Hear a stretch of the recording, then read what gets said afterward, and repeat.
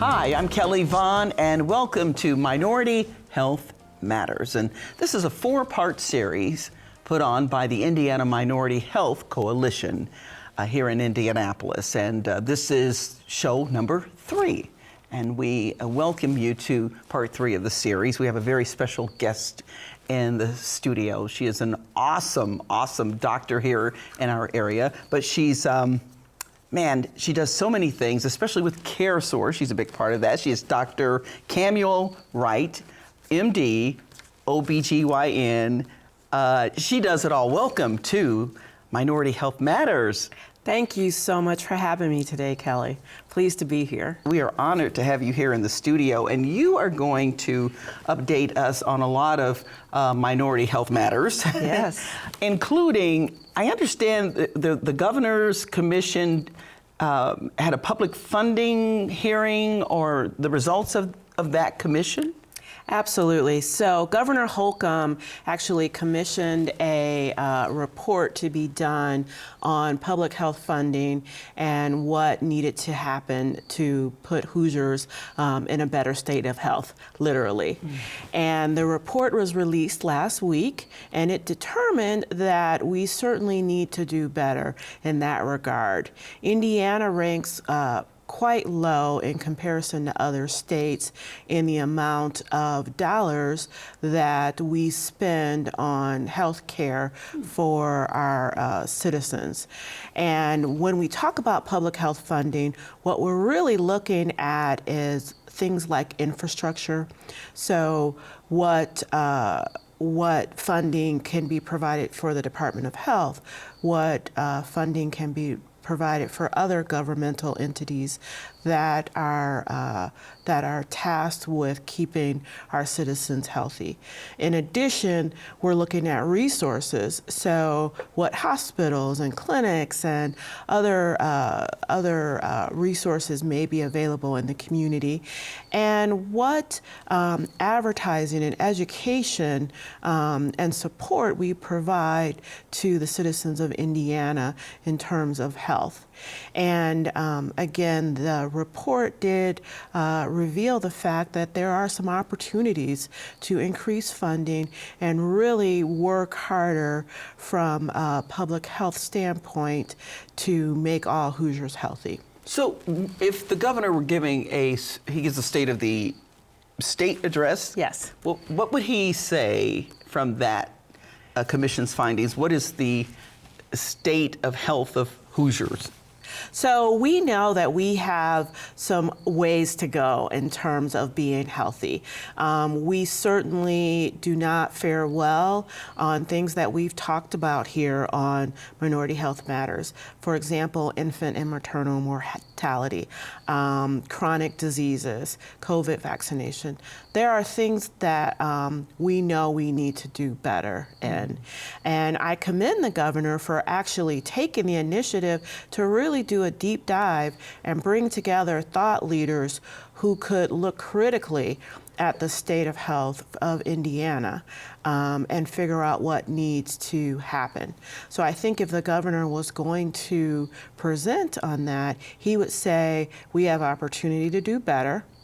And if we look at the report, there are many different, very concrete things that can be done to improve funding in areas that can ultimately lead to better outcomes for Indiana residents. Okay, now you mentioned COVID-19. Yes. So we might as well get kind of an update on that. You mentioned vaccinations or the lack thereof. So how did that? What were the outcomes of that part of the findings in this commission, or anything you want to share about COVID-19 currently, since some say we're going into another surge as the weather changes? Well, this is the message that I would like to get across. COVID-19 is still a thing. It's still very important. I think that as the world has opened up, as we have started to embrace more in-person activities, as we've started to travel more, I think some of the vigilance and some of the attention around COVID-19 has died down. And on the one hand, I think it's very positive that we are reaching a new normal. But I think we need to recognize the fact that we still are having a tremendous amount of infections from COVID-19.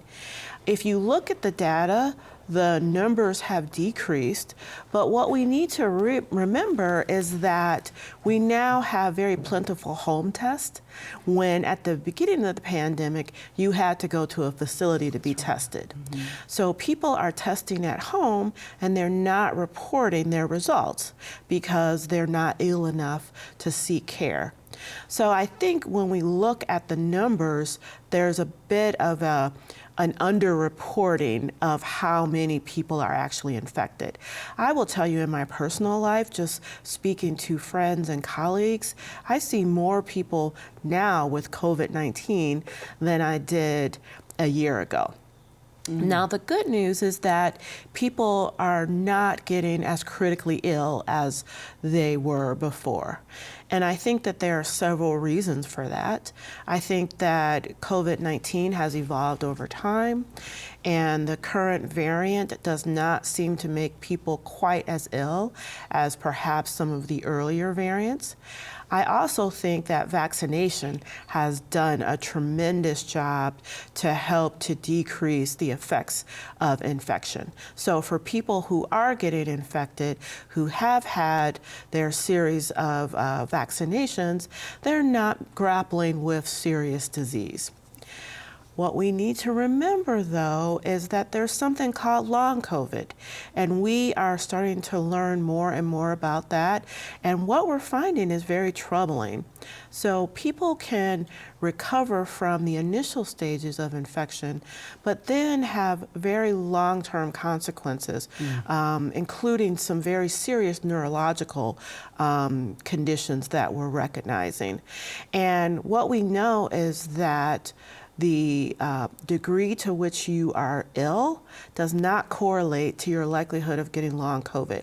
So you can have a very mild course of COVID and still end up with long-term symptoms. So I think what I really want to say is that we don't want to take our foot off the gas. We still want people to be vaccinated so that we can lessen the likelihood of them being infected as the world opens up. We can foster less serious infection if they were to become infected, and we can decrease the chance of them developing long COVID, which we are increasingly finding is more serious than even we had initially thought. We still need people to start their primary series if they haven't done so. If you've gotten your first 2 shots and you're eligible for a booster, we really want to encourage you to get that booster.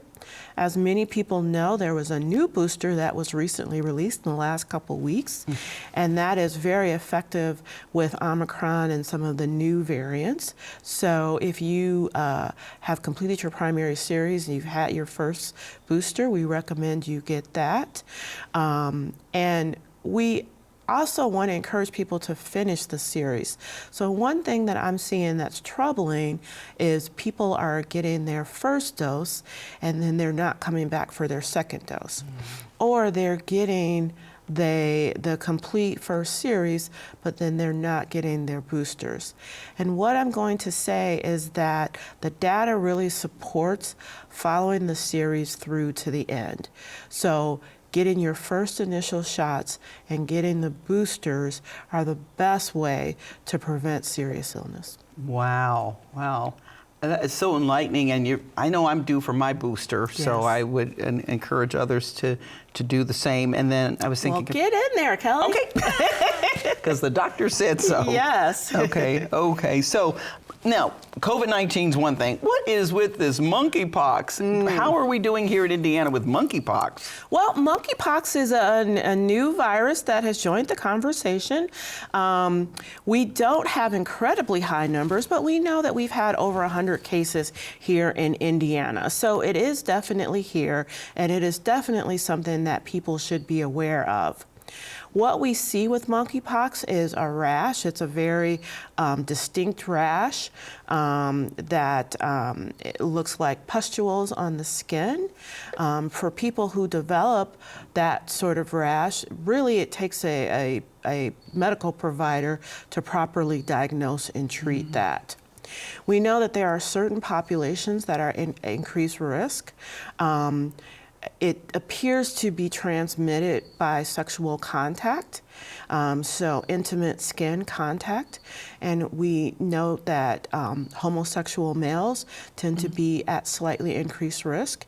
And certainly individuals who work with people who may have the condition. So healthcare providers, again, are at increased risk. If you are at increased risk, we know that there is a vaccine available. That is a series of 2 shots. So we would encourage you to go to the Indiana Department of Health for more information on how to get those shots and what the series might entail. Is it painful? The pumps are painful.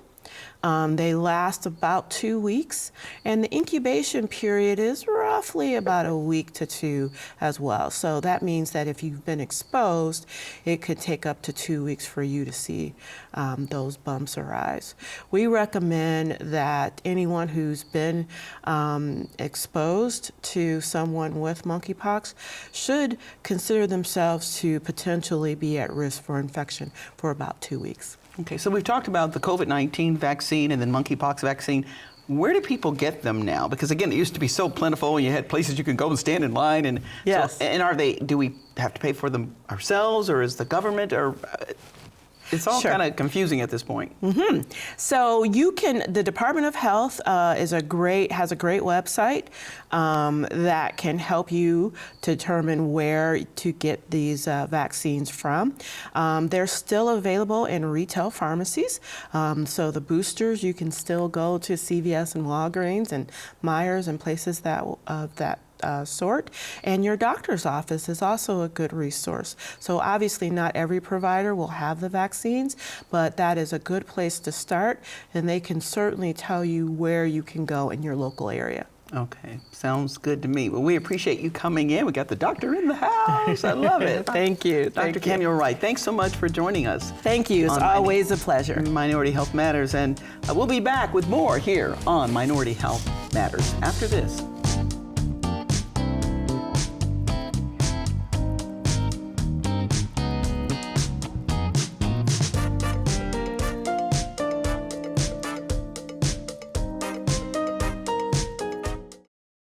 Carl Ellison is President and Chief Executive Officer of the Indiana Minority Health Coalition, a statewide health advocacy organization he helped incorporate in 1994. Carl has been a community health developer throughout his career and is a champion for health equity and advocacy. Under Carl's leadership, Indiana Minority Health has been strengthening its base by providing resources at the local level where health really is driven. Carl Ellison is impactful to our community and impactful in helping health equity.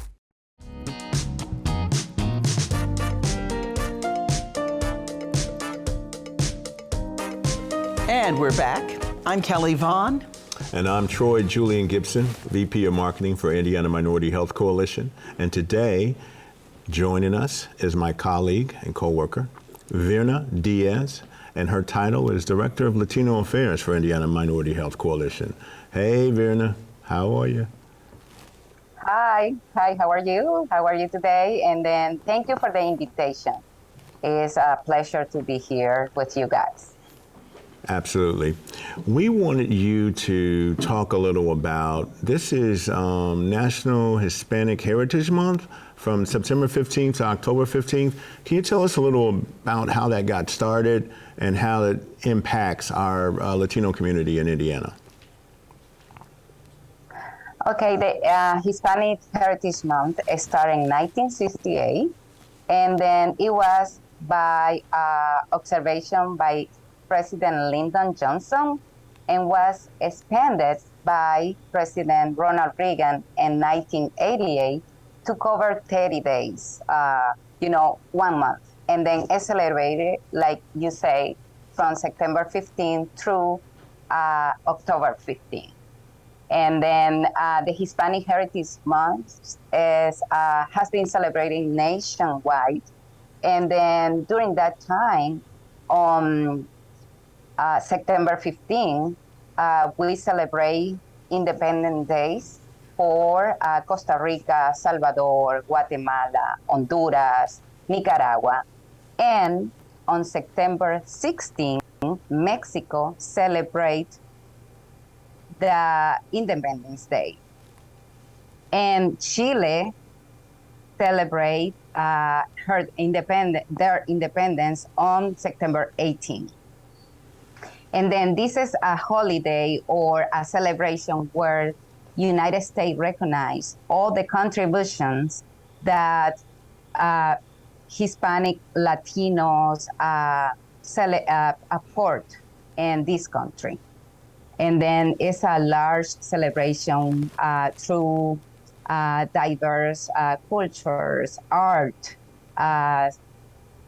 conference, and so many things across the country. And then here in Indiana, we have different organizations that offer different celebrations. For example, we have Fiesta, we have El Grito, we have different celebration that is very significant for the Latino community here in Indiana. Okay, and we did something specifically in downtown Indianapolis, is that correct? Yes, Fiesta Indianapolis was on September 17, and then it was a big celebration, different culture, different countries, and then that one was behind the city county building. And then late, around 7 o'clock, we did the light of the Latino community, and where another organization put together a video where leaders of the Latino community apport to Indiana. And then it's so many leaders in, different areas, business, nonprofit, cultural, government. And then if I mention, I cannot stop it. And then also Indiana Minority Health Coalition has different organizations that serve directly to the Latino Hispanic community. And I can mention some, for example, Latino Health Organization on Marion County, Learning Network on Clinton County, Su Casa in Bartholomew County, and Hanna Community Center in Tippecanoe County, El Centro Comunal in Monroe County, Northern Indiana Hispanic Health Coalition in Elkhart County, and Health Vision of Fort Wayne in Allen County. These organizations serve directly to the Latino community, but another or others organizations that are affiliated to Indiana Minority Health Coalition, they serve also to the Latino community, but maybe in different ways. But this coalition or organization that I just mentioned, they serve directly to the Latino community. Okay. So I guess as a part of the Indiana Minority Health Coalition and your position there, tell us a little bit about your role. And obviously the program is called Minority Health Matters, and we're talking about disparities. Talk about some of those disparities in the Latino community. Okay, the Latino community has many disparities. When you have a second language, you are able to communicate with your doctors or at school. But one of the big barriers that the community has is the language. And then that's the reason here in Indiana Minority Health Coalition, we have the Bridging the Gap. And then Bridging the Gap is English training, but for bilingual speakers. That these bilingual speakers need to have two languages or more than that to serve as interpreters. And then this training is to provide skills to those wants to serve as an interpreter. Those skills give them to be effective, competent, and professional medical interpreters. Because sometimes we find, like 5 years ago, we find out that kids are interpreters for their parents and the hospital. And then just imagine a little girl from, 9 years old, interpreter to her mom to say, Mom, you have cancer. And that is a big barrier that the community has. And, in Indiana and, many other states as well. Wow, something that you just normally would even think about. But yeah, I could talk about having to deliver that news, but the barrier, or what if that child miscommunicates something to the parent, and how would the physician know or the nurse know if you don't know what she just said? Right. So, wow, that you don't have cancer, but it could be that you do have cancer. That's a heavy burden on the child. Yeah, that's a lot. So are there any particular, because oftentimes, say in the African American community, diabetes is big, or heart disease. What are the major challenges in the Hispanic community? Diabetes in the Hispanic community is increasing year through year.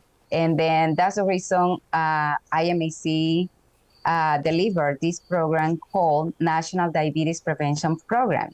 This program is from CDC, and then IMAC has delivered this program since 2014.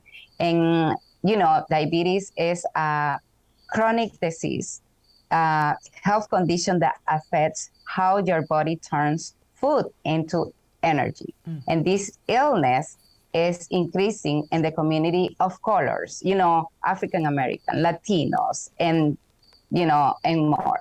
And then this program is a year-long evidence-based lifestyle change. And then this program we offer IMAC for free. And then people can, enroll through a health fair that we provide, where we offer different screenings. And then they're gonna have a coach, a lifestyle coach, where it's a support for them.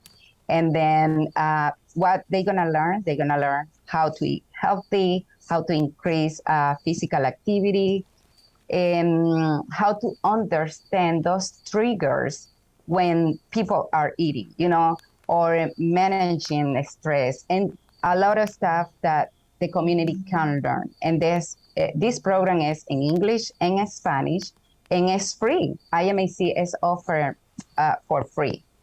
And who can be enrolled in this program?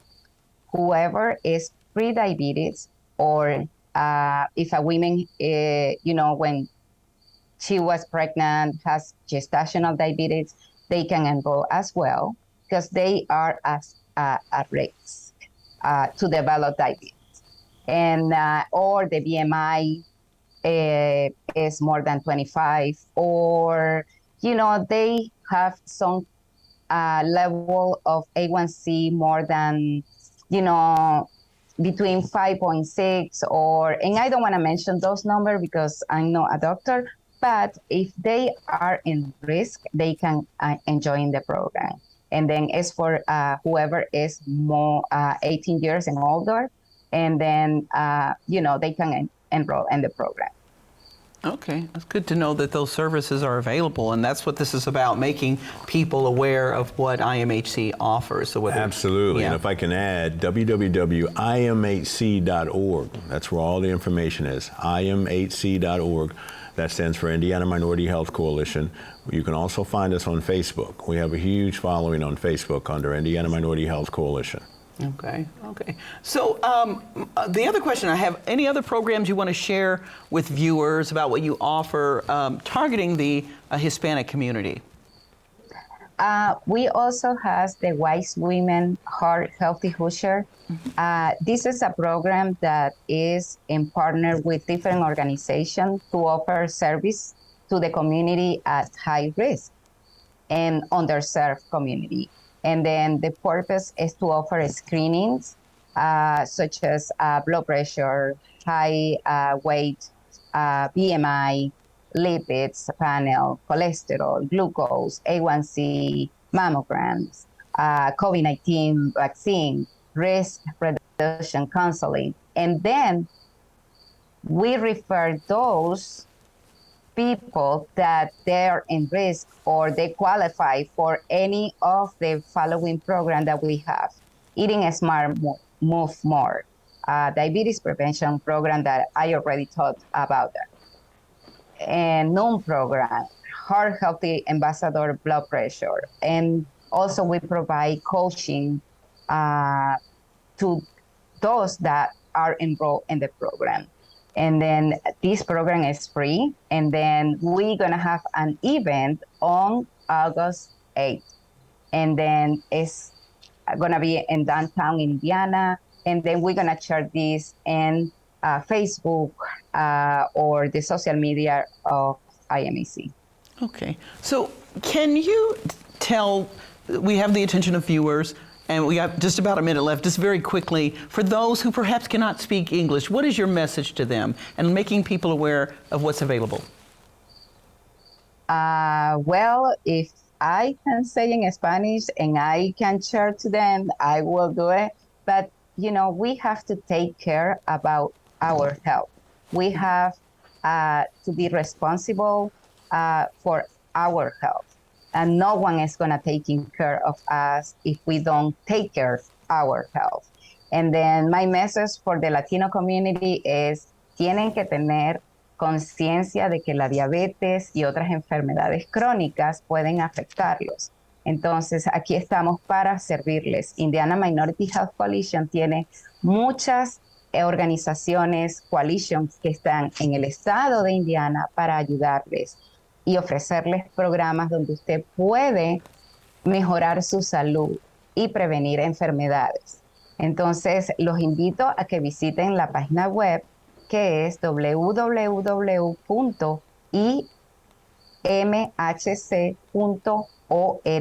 y allí usted puede encontrar todas las organizaciones y coaliciones que hay en el estado de Indiana Indiana Minority Health Coalition. Okay, we appreciate it so much. Virna Diaz, Director of Latino Affairs at IMHC, and we have Troy Julian Gibson, VP of Marketing at IMHC. Okay, thank you so much for joining us, and thank you all for watching.